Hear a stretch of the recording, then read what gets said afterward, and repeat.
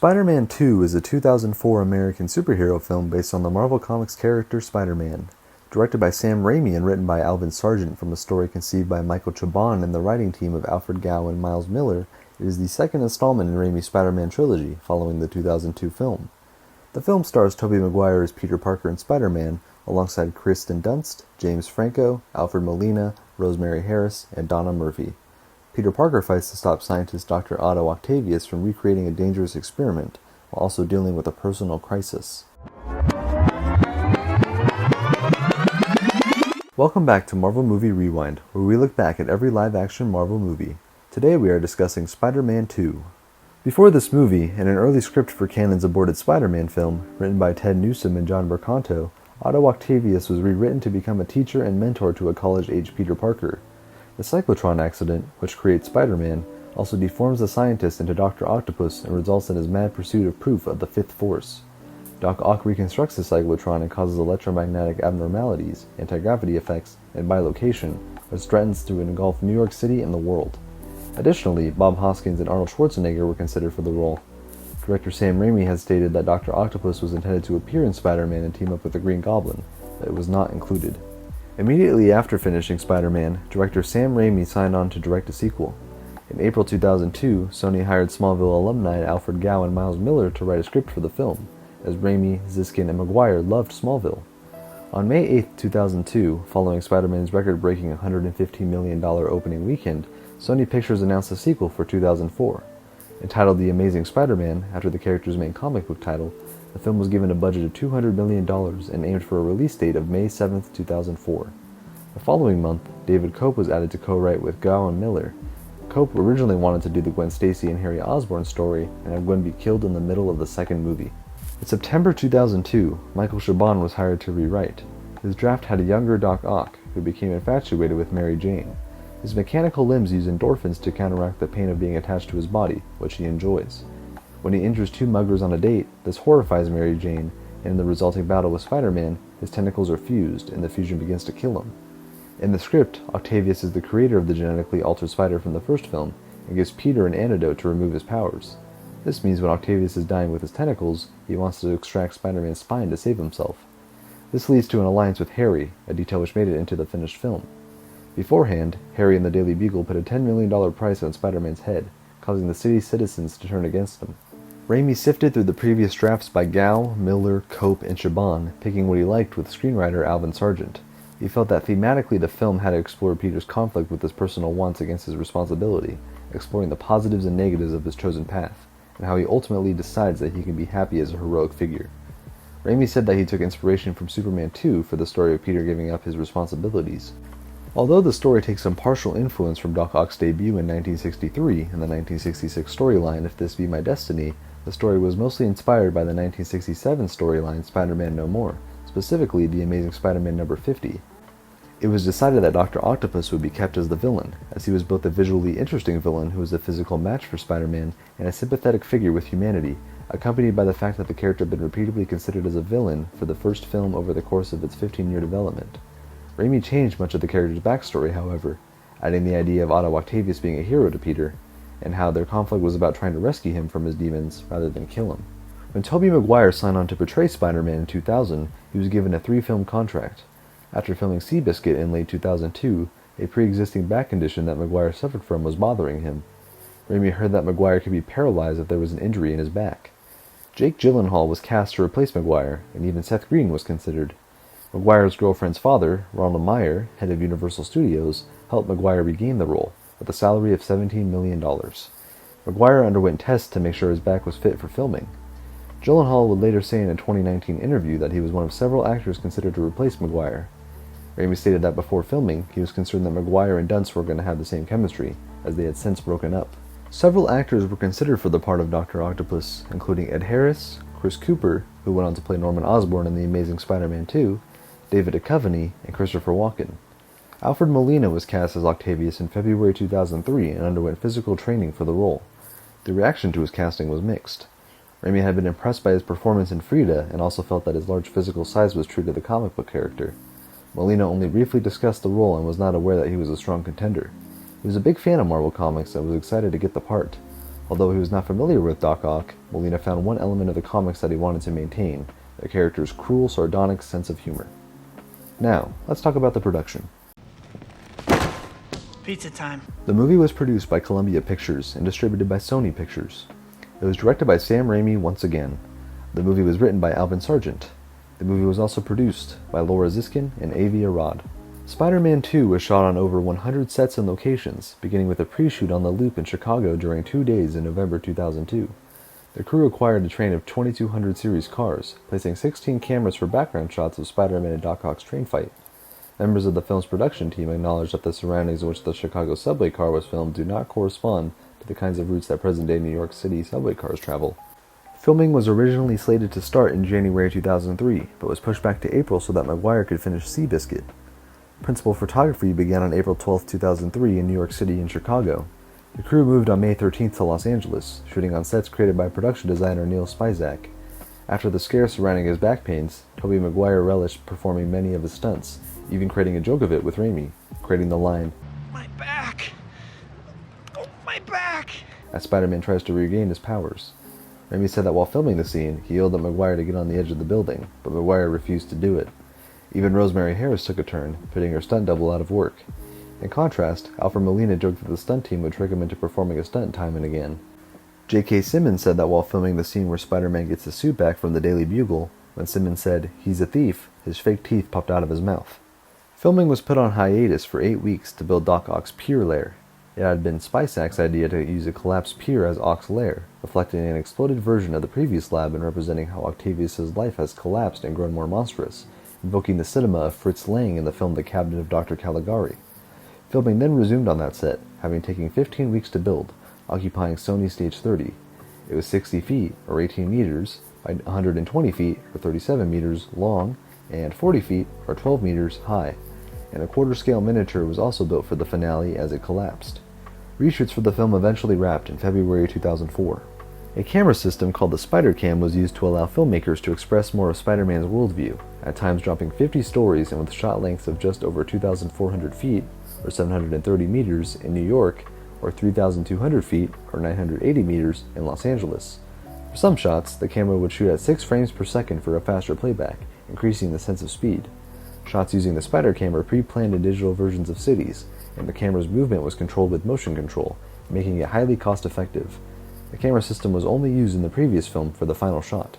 Although roughly the same as before, costume designer James Action made numerous subtle changes to Spider-Man's costume. As colors were made richer and bolder, its spider emblem was given more elegant lines and enlarged, its eye lenses were somewhat smaller, and its muscle suit underneath was made into pieces to give a better sense of movement. The helmet Maguire wore under his mask was also improved, with better movement for the false jaw and magnetic eyepieces, which were easier to remove. To create Dr. Octopus's mechanical tentacles, Steve Johnson's Edge Effects was hired to create a corset, a metal and rubber girdle, a rubber spine, and 4 foam rubber tentacles, which were 8 feet, or 2.4 meters, long, and altogether weighed 100 pounds, or 45 kilograms. The claws of each tentacle, which were called death flowers, were controlled by one puppeteer sitting on a chair. Each tentacle was controlled by 4 people, who rehearsed every scene with Molina so that they give a natural sense of movement as if the tentacles were moving due to Octavius' muscle movement. On set, Molina referred to his tentacles as Larry, Harry, Mo, and Flo, with Flo being the top right tentacle as it was operated by a female grip and performed delicate operations like removing his glasses and lighting his cigar. Edge Effects was only hired to do some scenes where Octavius carries his tentacles. CGI was used for when the tentacles carried Octavius. A 20-foot, or 6.1 meters, high rig held Molina to glide through his surroundings, with CGI tentacles added in post-production. The CGI versions were scanned straight from the real ones to allow them to appear more realistic. However, using the real versions was always preferred to save money, and each scene was always filmed first with Edge Effects' creations to see if CGI was truly necessary. In some shots where CGI is used, Molina is replaced by a virtual actor possessing the CGI tentacles.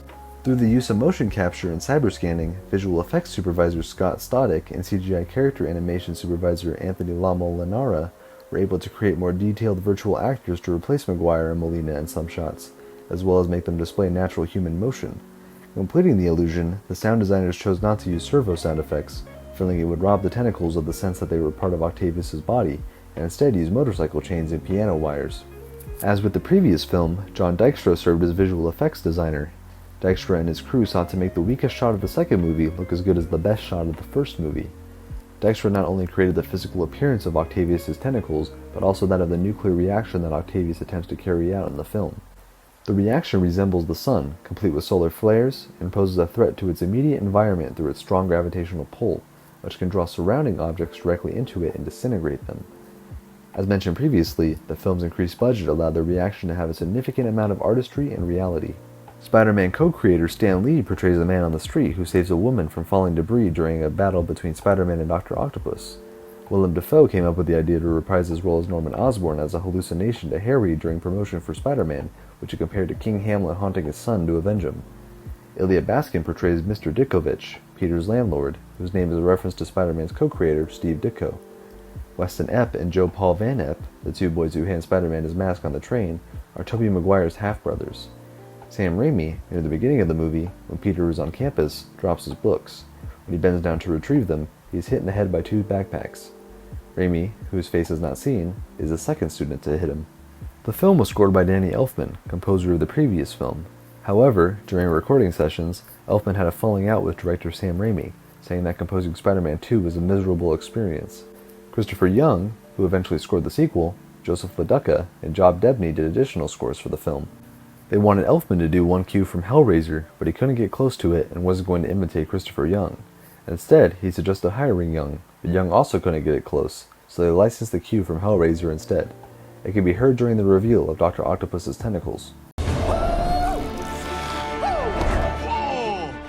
He stole that guy's pizza! In December 2003, the first teaser trailer for Spider-Man 2 was released with screenings of The Lord of the Rings: The Return of the King.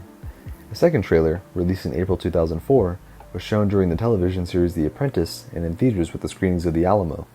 Promotional partners in the film's marketing campaign included Burger King, Dr. Pepper, Kraft Foods, Major League Baseball, Kellogg's, and Embassy Suites Hotels. Spider-Man premiered at the Mann Village Theater in Los Angeles on June 25, 2004. It opened in the United States on June 30, 2004, and grossed $40.4 million on its first day. This broke its predecessor's opening day record of $39.4 million until it was surpassed a year later by Star Wars Episode III: Revenge of the Sith, with $50 million. Playing at 4,152 theaters upon opening, had the second highest number of screenings of any film, behind Shrek 2. The film also broke the Lord of the Rings: The Return of the King's record with $34.5 million for the highest grossing Wednesday of all time. It held the Wednesday record for 3 years until it was topped by Harry Potter and the Order of the Phoenix with $44.2 million. Its Friday to Sunday gross reached a total of $88.2 million, surpassing Austin Powers and Goldmember with $73.1 million to have the largest July opening weekend. Moreover, Spider-Man 2 also beat Men in Black 2 with $52.1 million for having the biggest 4th of July opening weekend at the time. The film held the record until 2011, when it was broken by Transformers: Dark of the Moon with $97.9 million. With the total gross of $152.6 million, it surpassed Shrek 2 with $129 million to have the highest 5-day Wednesday opening. In its first 6 days, the film had grossed over $180 million, which surpassed the previous largest 6-day opening record held by The Matrix Reloaded with $146.9 million. Additionally, it held the highest Monday gross of any film, generating a total of $27.6 million. The film would hold this record for a decade until it was eclipsed by Star Wars: The Force Awakens with $40.1 million in 2015. Spider-Man 2 became the quickest film to hit the $200 million mark, taking 8 days to do so. This record will be tied with Revenge of the Sith and Pirates of the Caribbean: Dead Man's Chest. All 3 films were surpassed by The Dark Knight in 2008. Internationally, Spider-Man 2 opened in 28 territories and grossed $43 million in its first week. The film set opening records in Brazil, generating $3.1 million on 650 prints, claiming 62% of market share, and beating its predecessor's opening weekend by 22%. It took in $6.6 million on 873 prints in Mexico, which was ranked as the country's third largest opening, coming in at 10% less than the original. Spider-Man 2 produced $1.3 million in Malaysia, smashing Godzilla's record for having the biggest movie opening in the country. In Indonesia, it was the first film in the country's history to reach $2.3 million, surpassing the previous record held by Titanic. In total, the international grosses include Australia with $17.8 million, France with $40.2, Germany with $24.2, Italy with $24.4, Japan with $59.5, Mexico with $20.5, South Korea with $13, Spain with $18.8, and the United Kingdom with $49.7 million. Spider-Man 2 grossed $374.7 million in the United States and $421.2 million in other territories for a total worldwide gross of $795.9 million, against a production budget of $200 million. It currently has a 93% critic score and an 82% audience score on Rotten Tomatoes, a 7.5 out of 10 on IMDb, and an 83 Metacritic score. The film received acclaim from critics, who praised its emotional weight and visual effects, the performances of Maguire and Molina, and Raimi's directing. The cast's performance were also widely acclaimed. At the 77th Academy Awards, Spider-Man 2 won Best Visual Effects for John Dykstra, Scott Stadik, Anthony La Molinera, and John Fraser. It was nominated for Best Sound Mixing for Kevin O'Connell, Greg P. Russell, Jeffrey J. Habush, and Joseph Gessinger, and Best Sound Editing along with The Polar Express, but lost to Ray and The Incredibles respectively. My back! Oh, my back!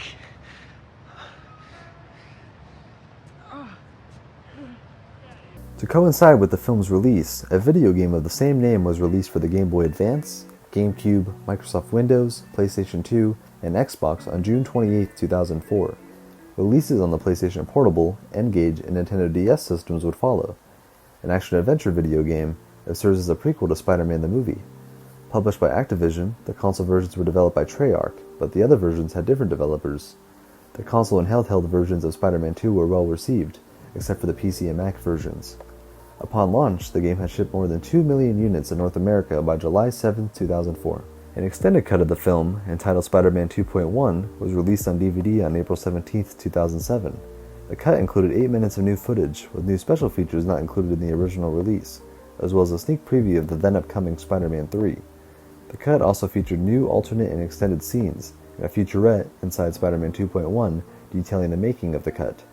A similar cut aired on January 2, 2007 on the FX channel with an exclusive sneak preview for Spider-Man 3.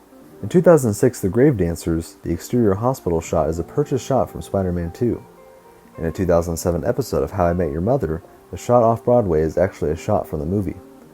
The theater is playing The Importance of Being Earnest, and there is a photo of Kirsten Dunst on a poster out front.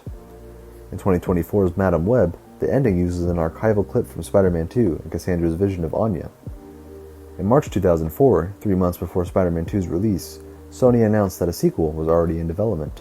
Molina first expressed interest in portraying the character of Dr. Octopus again in the Amazing Spider-Man series.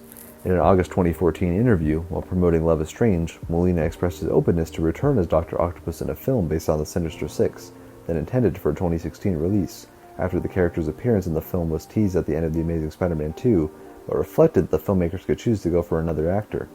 By September 2019, an entitled The Sinister Six film had re-entered development, Amy Pascal stating the following October that it would feature villains of Marvel Studios' Spider-Man films.